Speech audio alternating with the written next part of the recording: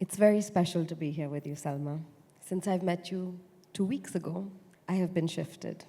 Writer, architect, activist, and master of earth and mud architecture, Salma Samar Damluji. For the last 50 years, while the world cast itself in concrete, you had the foresight to turn your gaze towards earth architecture. And in this moment of crisis that we find ourselves as practitioners in the planet as well as the world that we've built around us, the methods that you have been relentlessly sharing with the world could not be more relevant. Your writing, research, teaching, and restoration projects offer us a way forward, but also an opportunity to heal. And we can learn a great deal from your deep knowledge of mud and earth architecture. But it's your courageous choices to go against the current that have given me deep inspiration. I think every young architect coming out into the world is confronted with the moment of identifying their role as an architect. It's a sort of definitive butterfly moment of becoming. And in that moment, we also reflect on the profession, critique the profession. So let's go to the 1970s. You are a young woman architect, just graduated from the institution of radical thought, the Architectural Association, the AA in London.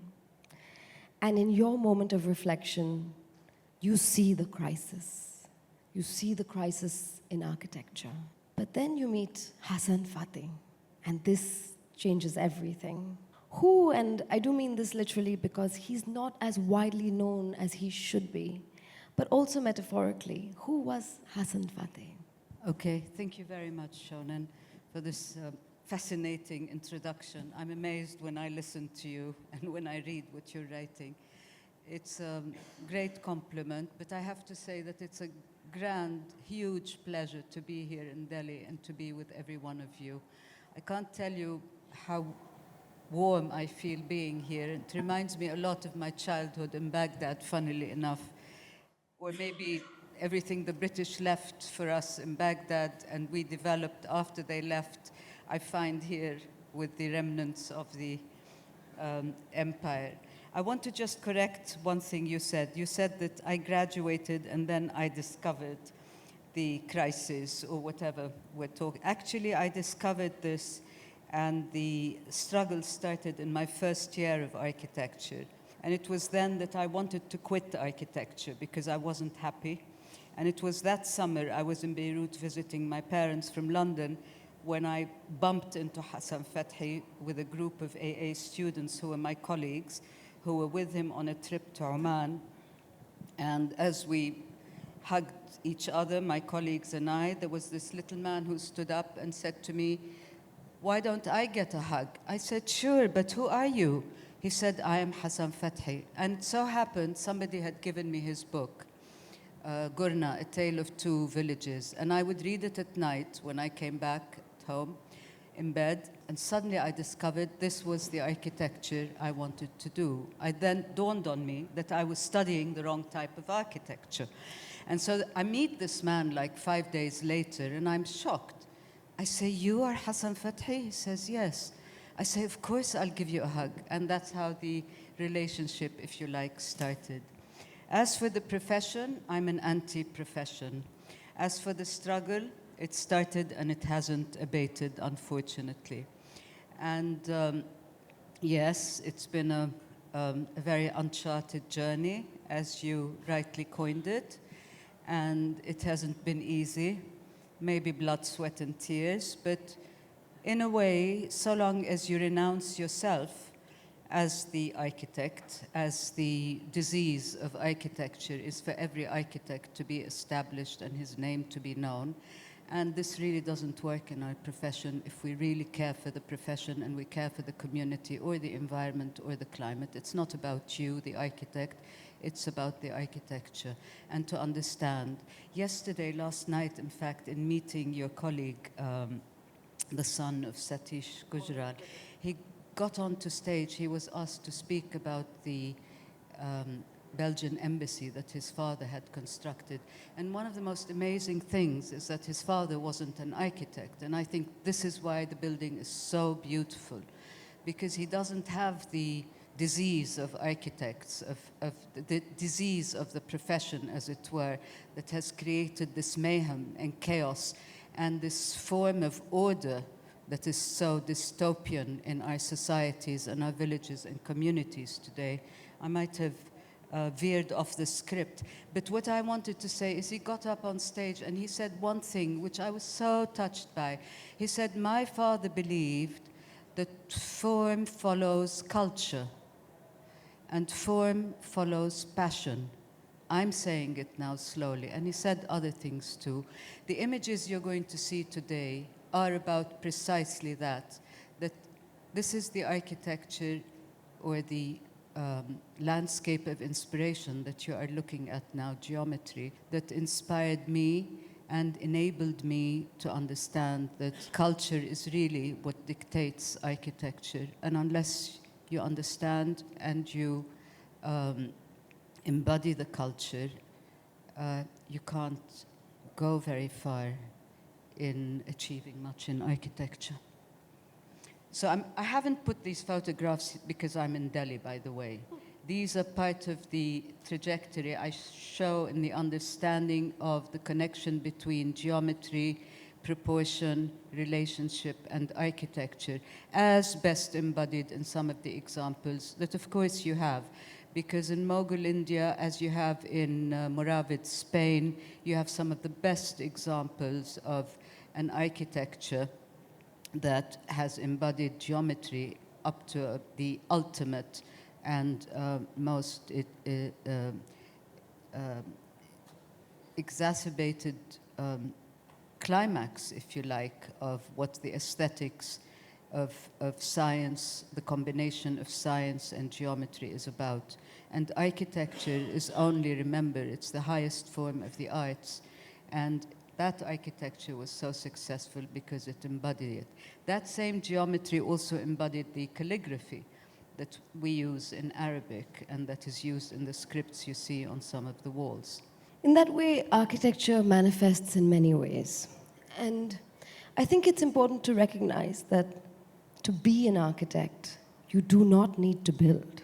In fact, you've demonstrated in your life that the act of writing can be a profound act of architecture. And when the world was heroing the modernists, you wrote about another architecture, and other architecture. This was a sort of activism. And I would argue that it was more meaningful to write these books than to just build in the trend of the time. Take us to that time of writing about the other architecture, the overlooked. You're the first architect who has pointed this out. I remember once, I have a friend in the UK who was with me at the AA. He's still a very close friend. He's Greek. And one day I looked at him, I said, "Yanni, how come you and I studied architecture and you've just done this beautiful book called Iznik, and I'm just finishing this book on Zilij in Morocco." He told me, "Salma, every book we do is like a building project. It's bigger because it encompasses much more. For me, to be honest with you, writing was a form of resistance. And there's a very interesting proverb which says, if you see evil, you have to change it. If you can't change it with your hand, then you have to change it with your mind. And if you can't, with work. And if you can't with work, then you have to change it with your hands. And if you can't change it with your hands, then you have to change it with your heart. And this is the weakest form of believing." And I thought, okay, so if I can't change society and we can't change the architecture of these cities that we are seeing in front of us, well, let me just put it down in writing. It might be the weakest form of faith, but let me do it this way. And that, for me, was eventually what became a huge power of resistance. And at the time when I was doing it, I remember feeling very saddened that no one really paid attention to it. No one really paid attention to the fact. And in fact, many people would degrade your role as an architect and say, oh, you're probably, are you an historian? And I'd say, no, sorry, I'm no historian. I wish I was, but I'm not. They never understood that architecture is also about culture and reading and writing and engaging the mind in finding new paths and new ways. So when somebody said to me, who were you affected by, or whose architecture, what kind of architecture do you do? So I would look at them and I would say, So I said, you know something? I do this architecture called the other architecture. And I got this other word from Edward Said's book on Orientalism, where something is foreign, where something is caste, where kind of you are the other, and this is the other architecture. So long as no one admits in it, so long as nobody can identify with it, so long as people tell you this is history, but then when the Guggenheim Museum in New York is built inspired by this amazing building, nobody looks back to Samarra in Baghdad, which was the capital of the Abbasids, okay, after Baghdad. So this is inspiration. And only when David Hockney paints these magnificent structural arches that were constructed in such a way to heighten the elevation of the building in Granada, in Cordoba, this amazing, I call this my Mecca. I go there all the time, and this is kind of the biggest point of reference for me. It's such a beauty. And to understand the aesthetics and beauty, you have to know that this is all based on geometry. It's not based on whim or just pure genius. And this geometry doesn't come, if we call it Islamic, if we call it Mughal, if we call it Byzantium, this geometry was established by the Babylonians and the Sumerians. And the first slide that you saw was from the ziggurat of Ur, which was built in 2100 BC. The very first slide I put in. So you realize that when we talk about what looks like modern, that was the modern architecture for me. And the work I've done in Yemen, I consider, and everything I've written I wrote it because I want it to be a lesson for future architects. I don't think architects of the past or my generation will be reading this as much as people in the future, people who care about the future in learning from the malaise of our present and the depository of our past. This architecture also has a great spirit in it. And sometimes the spirit in architecture is upheld by language and narrative. And in countries like ours, where we have deep building wisdom in our vernacular, there are architectural terms that actually don't just describe a space, but they describe the spirit of the space. A familiar example from India, when we use the word angan, we do not just speak of a courtyard, we speak of the heart of a house. The term really holds emotion, culture, and spirit. You deliberately use traditional terms in your writing and give us a glossary to help us through. Why is that important to you? And do you think that by forgetting these terms, we are also losing these practices in architecture? You know, as you rightly pointed out, architecture is also built on language. And the structure of the language of architecture relates very much to the structure of the language that is used in the vocabulary of building. So there is a synchronicity between the two. And the people who kept this is what culture is about, really. It's the kind of the amalgam and the marriage of the language, of the name of the brick, of the name that is used in the wall. And why I use it, because when I'm describing a fabric, let's say, that is made in India, I have to use the traditional terms that are used by the weavers and the craftsmen themselves. Not only because I have to pay respect to them, because I am not acquiring this knowledge, I'm just passing on this knowledge, because only by the proper understanding of any craft or design technique or building or construction is if you understand the components of that matrix and how it was built. You see, it's not about T-square architecture, as Hassan Fathy used to call it, and vertical and horizontal squares that you build and then you put people in and you assign a door here and a window there. It's about the spirit inside comes from this kind of close connection and relationship that exists. So when I'm describing a 7 or 8-story building built out of sun-dried mud brick, I naturally have to talk about every single brick and the name of every single brick that is used, that is different, because the brick that is used in building the foundation has a name, and the brick that is used in building the 10-centimeter thick wall on the 8th floor has a different name. So how can I betray the culture of this architecture if I'm writing about it? And this is where writing is an important exercise, because writing reveals the truth. If you don't write, you ignore. You can just talk about it, and words sometimes not always have a resonance, right?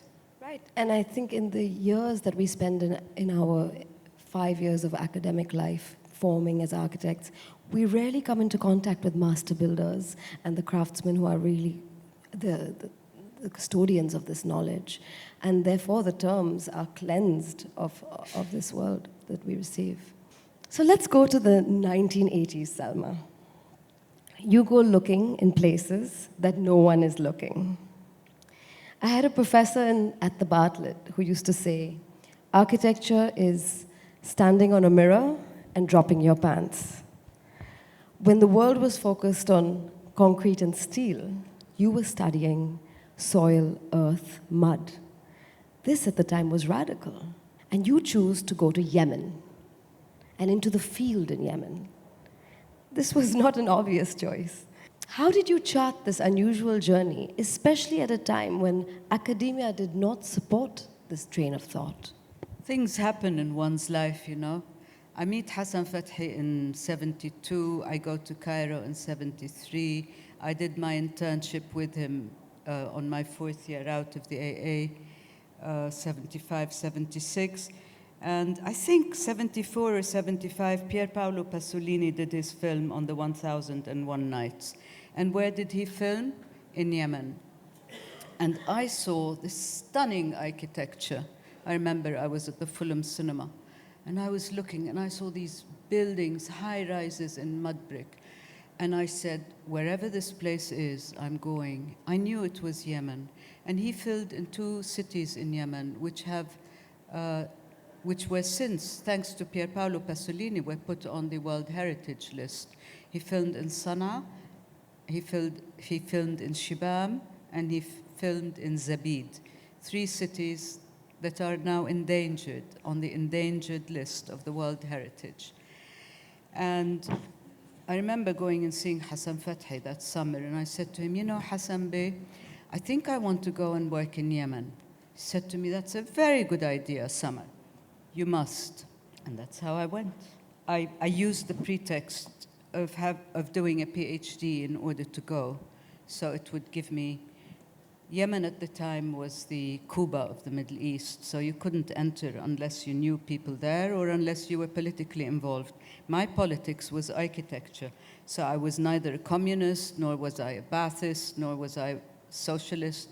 I didn't fit in.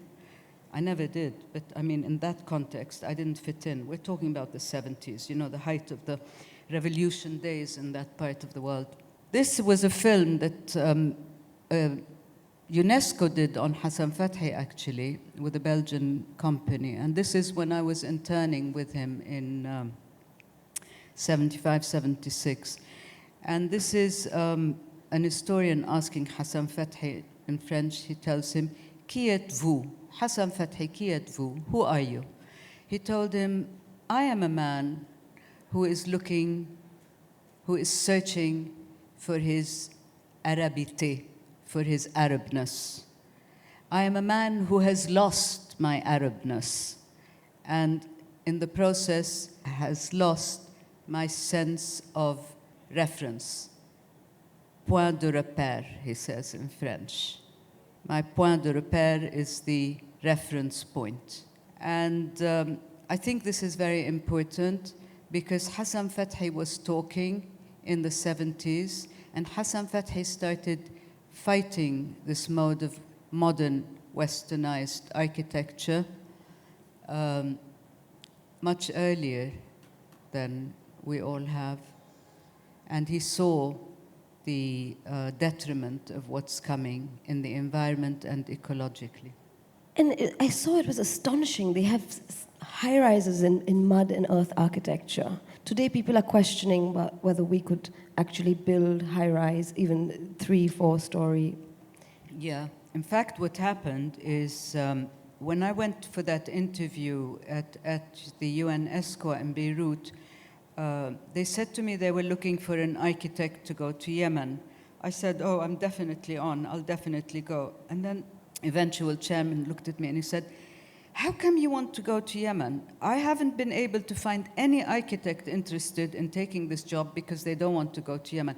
I said, I want to go to Yemen, so I'm taking that job. And that's how I went to Shibam and Tarim.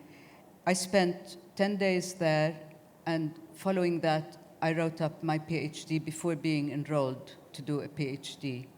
I wrote it up. There was war in Lebanon, and we were locked up, and we were under siege yet again, and this was 1982. And I remember getting all the books from the AUB library through a friend, and I wrote up this 400-page document on my visit of the 10 days investigating the architecture. So when I joined the Royal College of Art with my previous professor, Keith Critchlow, who got me involved in geometry, it's like a circle. And from there, I had the right papers to go and do the proper research in Yemen, and that's what took me there. And in Yemen, you found incredible structures that had not been documented in a formal way. I found an incredible world of earth architecture, and it still exists, by the way, for anybody who wants to go. It's a kingdom of mud brick architecture, a kingdom of earth architecture that defeats it defeats the credibility of whatever is established as modern architecture. It's incredible. 7-8 stories of standing, load-bearing walls, no steel, no concrete, and built either in sun-dried mud brick, or in baked brick, or in stone, or in shale. And you'll see the various examples that will roll on. Salma, you have a long relationship with Yemen, so we will come back to Yemen. But we go quickly to 2001 in Abu Dhabi. Your work in Abu Dhabi is an example of the politics in architecture that you have navigated. Working on the Sheikh Zayed Grand Mosque was complicated, but you saw this as an opportunity to create a great confluence of craftsmen from all over the world, India, Morocco, the Middle East, Europe. In fact, you were working with great architects, engaging them from all over the world, Renzo Piano to Herzog de Meuron, great thinkers, designers, and artisans. Tell us about this almost great collaboration and its cracks. You know, I have an Indian friend, architect, who came to work with me on the Sheikh Zayed Mosque, Romi Khosla. And every time we meet, he tells me, Salma, we were dreamers. I say, no, Romi, we were doing what we wanted to do, and we did it. And yes, looking back now, some people say to me, I don't know how you did it. I say, no, I never thought about it, I just did it. So that's what you have to do. You have to throw yourself in the deep end. Funnily enough, I was brought in to firefight, not even knowing the expression of firefighting. I learned this much later in my life. I was already firefighting when I'd already spent my life firefighting. In any case, we go there, and there was this big problem that had happened, and suspension of the works, and millions paid in settlements between the Abu Dhabi government and the Italian company who were the contractors. And it was as usual, you know. I had refused that world throughout my life. Luckily, I was still young. And although I fought it, and I agreed with the prince at the time, who was the son of Zayed, who was the head of the works department, that I will be his advisor, his architecture advisor, and I don't want to have anything to do with the public works whatsoever. And he said, okay, but that was his way of tricking me. He appointed me head of his technical office, which was not supposed to be part of the public works. And he made me slide through. And suddenly it seemed to me,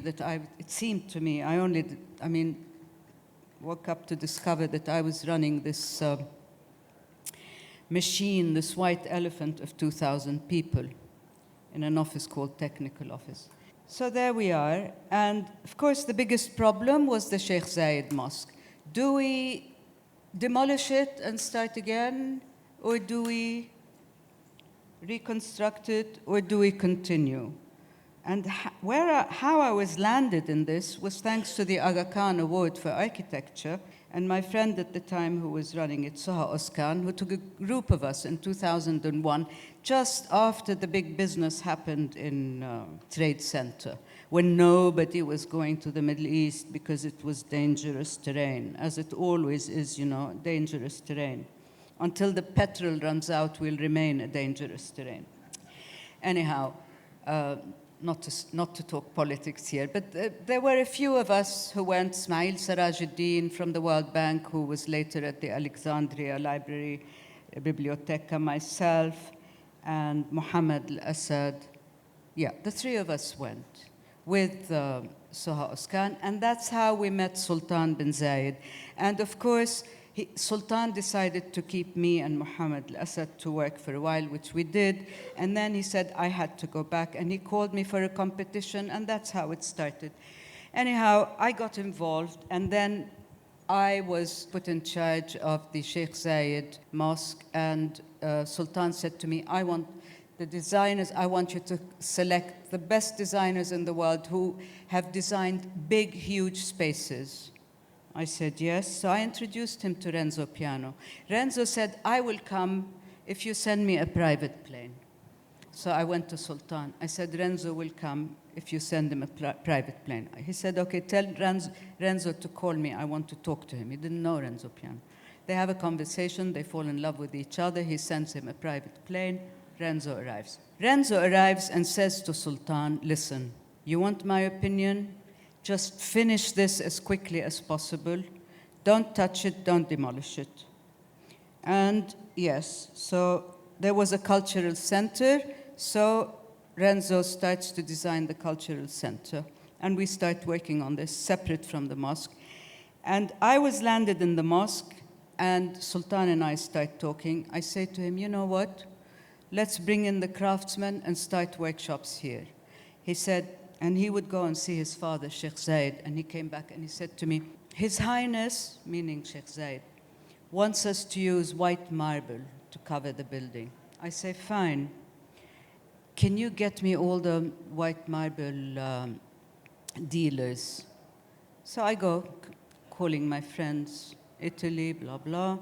We have dealers from Italy, big marble firms. And then he says to me, His Highness says he wants the same marble as the Taj Mahal. So I said, oh, you want Makrana marble? He says, yes. Okay. I called Romy. Romy comes. Romy, you better come over. Romy comes over. No, we have a problem here. We tried to tell Sultan that actually in India, they no longer sell this Makrana marble because it's very difficult to quarry and it's very rare. He says, we need to get Makrana marble. That's how the Indian connection started. not only did we have Makrana marble, we had Makrana marble, and we had the Petra Jura and all the works, and we had the inlayers. So I had workshops for the inlayers from Rajasthan and the carvers from there, and then we brought all the Moroccan craftsmen to do the domes and the zillige and the various examples that you will see will run through. And of course, my Italian, who became my friends, who did the mosaics for the floor and for the courtyard. And so we had 7 or 8 different architects come and do their designs, and then Sultan said, you know, you and I are doing this mosque. And that's when I felt the world is going to collapse over me. I said, please, please, let's get Nouvel. He has a total plan for the mosque. And he had a fight with Jean Nouvel. I can go on forever. You better talk of something else. I'll take us back to Yemen. So years later, you go back to Yemen.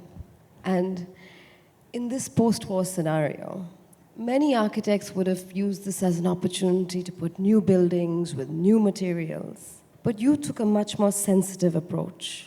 You breathed new life into the desecrated structures. And by surgically rehabilitating the remnants, you seeded a transformation.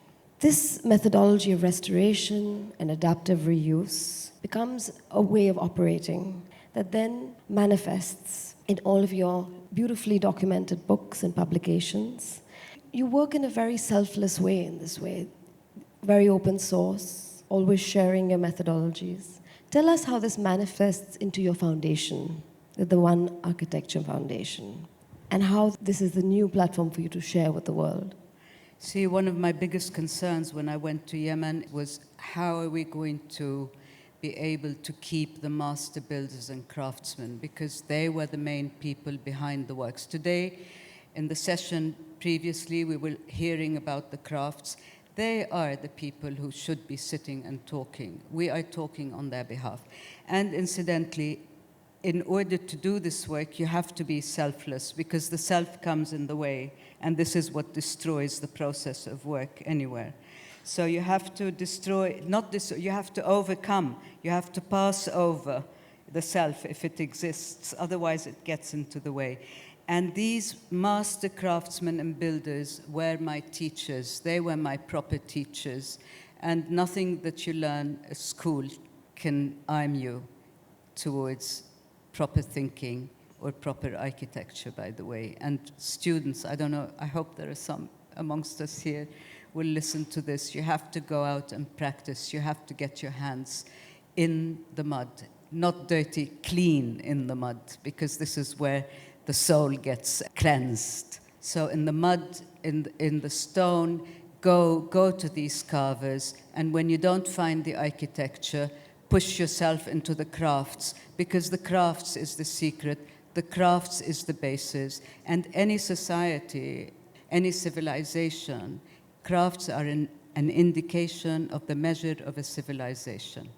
The minute the civilization falls, the crafts are in ruin. The minute the crafts are in ruin, civilizations fall. These are not my words. These are the words of Ibn Khaldun of the 14th century, who was the first sociologist, by the way.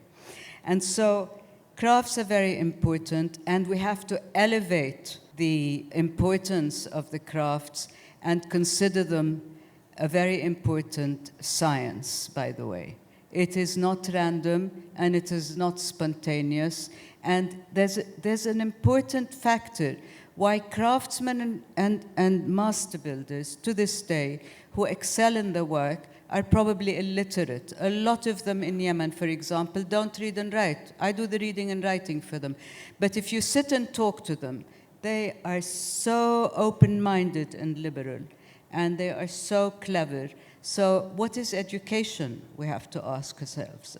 Okay, so crafts is very important, and when I went back, every crisis, every situation, you have to understand that this business of herbicide and the business of destroying heritage and culture is instrumental in these wars. It happened in front of my eyes in Iraq, when they looted the museum, when the Americans landed in Babylon. Why do you have to land in Babylon? Isn't there anywhere else in that vast country where your helicopters and helipads have to land? Why does it have to be in the middle of the heart of the old city of Babylon? Pray tell, you know? So, never mind. What matters is that culture has to be destroyed in every war. Buildings have to be targeted in every war. And the more ancient they are and the more valuable they are, the more of a target they are. And we saw that, I'm very sorry to have to mention it, we saw that in the last 15 months and what happened in Gaza. The oldest mosques were targeted and the oldest cultural centers were targeted. Libraries were targeted, museums were targeted. This was no coincidence, and it wasn't collateral damage. So I went to Yemen, and again the same thing. They walked in and they destroyed all the saints' tombs and all the monumental architecture, and they blew up the entrance to the city of Shibam, the World Heritage List one. And you know, in such situations, you have to come to the rescue. You have to come to the rescue. And it's not about, oh, I have to do a new building here. And in fact, I had to fight people in the governorate who wanted to remove the old diwan of the court, which was the Qaiti Sultan's palace in Mukalla, in order to put a high-rise building and build a new diwan. And I said, no, I have funding to rehabilitate this building, and we're going to do that. And we did it. And I fought them, yes. But I'm sure that they're glad to see that I'm out of the country now, that's for sure. Salma, going back to what you were saying about what we're taught, to rewrite the future, we have to rewrite the curriculum. We have to start at the fundamentals. We have to literally replace year two structures, concrete and steel, with soil and spirit. Being a practitioner and an academic, you're in a unique position to talk about this. You know what? If I were given the chance to start a university, I would take my students from one workshop to the other to work with the master builder and the craftsman, and I would leave theory until year 4 or 5. The rest is all rubbish. That's the truth. If we're looking at this business of climate change, they talk to us about climate change. If anybody's interested, please, you know, go and look at something what's called the key speech of the Prince Claus 25th anniversary. And there I talk about climate change and this whole charade that they've given us. In the 1970s, when I was a student at the AA in 1971, it looks like another age, yes? Another age. We were told to buy a book called A Blueprint for Survival. That book is still published. And if you read it, you will find it's all talking about the problems of climate and the environment and what we need to do. This was 1970. And here we are in 225, going from one stupid COP to another stupid COP that is financed by people who are in the business of all the corporations and the oil and I don't know what. Who are they kidding? You know? Are we meant to be dumb? Are we meant to have had divorced our minds and left them in coma somewhere? I don't understand. So yes, for our students of architecture, the future is behind us. It's the future. We've even bypassed the future. We don't know where we're going anymore. We have these universities that are set up where students pay, where I was teaching at the American University of Beirut, students would pay $30,000 to come and learn architecture because it's one of the most expensive courses that are taught, yeah? And the majority of students were women because men didn't make money anymore in architecture. They go to engineering and tech and bio, I don't know what it's called, you know, bioengineering and stuff like that. It's much more important, you know? And so we had 90% women. Of course, they would say 70. But in my class, I had 1 or 2 guys only. Yeah, and why pay all this money? And then I used to do workshops and take them to Morocco.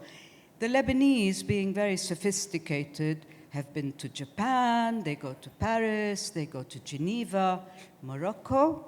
Oh, they've never been. So I take these students to Fez, and we do a workshop in Fez. And then one of them walks into the madrasa of Al-Attarin, and she says to me, "Professor, why don't we learn about these things? Why do they teach us about Corbusier and they don't teach us about any of this?"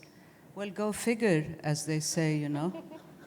That's one. The other thing is, the second workshop I did was in Siwa, in the oasis of Siwa, the salt oasis in Egypt on the border. Of course, you have to travel from Cairo by bus 9 hours, and they've never been to Egypt. It's 1 hour from Beirut, the flight, or maybe 45 minutes. They've never been to Egypt. But, you know, because every summer we need to go to the south of France and to, you know where. Anyhow, for all the sophistication, you found that these students are in fact very hungry and thirsty for this knowledge and information. I tried to take them to Yemen, but they're too scared because they think that there's a war in Yemen, but there is no war in Lebanon, you see. Salma, since I met you 2 weeks ago, I've been shifted, and I'm sure every person who's had the pleasure of being here for the last 45 minutes is yearning for more. Oh gosh, they've passed already. So we're going to have you back in India. And thank you to I4ID for bringing you into our lives. Well, I have to apologize about mumbling on, but I mean, thank you very much, and believe me, it's a huge pleasure for me to be here. Thank you for having me.